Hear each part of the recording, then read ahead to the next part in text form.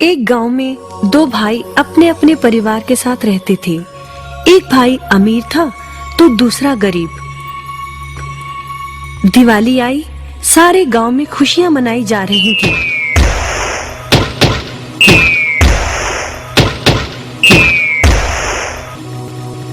परंतु छोटे भाई के पास तो खाने लायक भी कुछ नहीं था। वह बड़े भाई के पास मदद मांगने गया। बड़े भाई ने दुत्कार कर बैरंग वापस भेज दिया। बेचारा उदास लौट रहा था कि रास्ते में एक बूढ़ा दिखाई दिया। बूढ़े के पास लकड़ियों का एक बड़ा सा गट्ठर था। बूढ़े ने उससे पूछा, क्या बात है बेटे, बहुत उदास हो? दिवाली पर तो खुश होना चाहिए।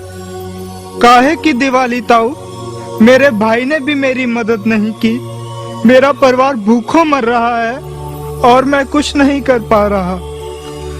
यदि तुम मेरी मदद करो, इन लकड़ियों के गट्ठर को मेरे घर पहुंचा दो, तो मैं तुम्हें जो दूंगा उससे तुम अमीर हो जाओगे।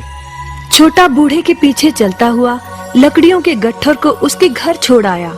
बूढ़े ने छोटे को एक मालपुआ दिया और बोला, जंगल में जाना, एक जगह अजीब तरह के 3 पेड़ तुम्हें दिखेंगे, जिसके पास एक चट्टान होगी। ध्यान से देखोगे तो चट्टान के कोने में तुम्हें एक गुफा का एक मुंह दिखेगा। गुफा में चले जाना, वहां 3 बौने रहते हैं। मालपुआ उन्हें बहुत पसंद है, वैसे किसी भी कीमत पर छोड़ेंगे नहीं। तुम उनसे धन नहीं मांगना, बल्कि कहना मुझे पत्थर की चक्की दे दो। छोटा भाई गुफा में जा पहुंचा। उसके हाथ में मालपुआ देखकर एक बौना बोला, ये मुझे दे दो, मैं तुम्हें इसके बदले में जो कहोगे दे दूंगा। छोटा बोला, मुझे बस अपनी पत्थर की चक्की दे दो। चक्की लेकर छोटा जैसे ही चलने लगा, बौना बोला, इसे मामूली चक्की ना समझना, इसे घुमाने पर तुम जो मांगोगे इसमें से निकलता रहेगा। इच्छा पूरी होने पर इस पर लाल रंग का कपड़ा डाल देना, सामान बनना बंद हो जाएगा। चक्की लेकर छोटा भाई घर पहुंचा। पत्नी और बच्चे भूखे थे। उसने कहा, यहाँ पर एक कपड़ा बिछाओ। कपड़ा बिछाकर चक्की उसके ऊपर एक किनारे रखकर छोटे ने चक्की चलाई और बोला, चक्की चक्की चावल निकाल।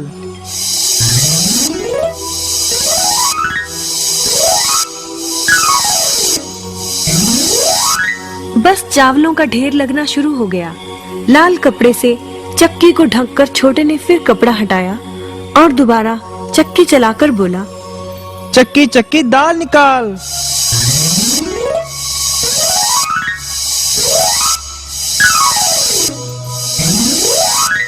ढेरों दाल निकलती रही। थोड़ी देर बाद छोटे ने चक्की को ढक दिया। दाल चावल बनाकर सबने अपना पेट भरा। रात सबने चैन की नींद ली।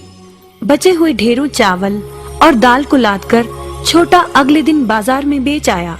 वापस आकर उसने फिर वही क्रम अपनाया और इस बार ढेरों गेहूं, चावल, भिन्न भिन्न दालें चक्की की मदद से निकाली और बेचकर ढेरों पैसे कमा आया।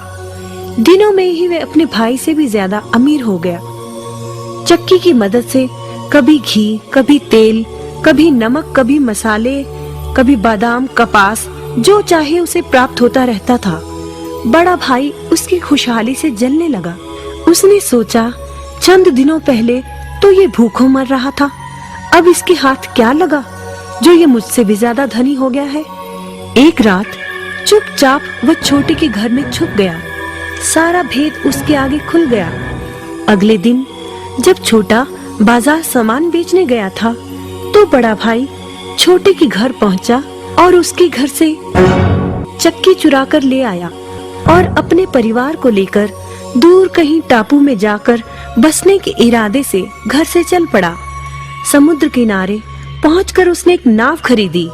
सभी उसमें बैठ गए और नाव में बैठकर टापू की ओर चल दिए।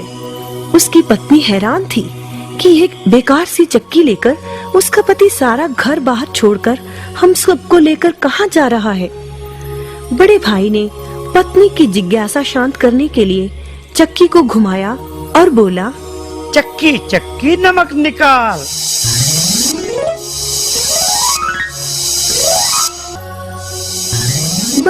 फिर क्या था, नमक का ढेर नाव में लगना शुरू हो गया और नाव डूबने लगी।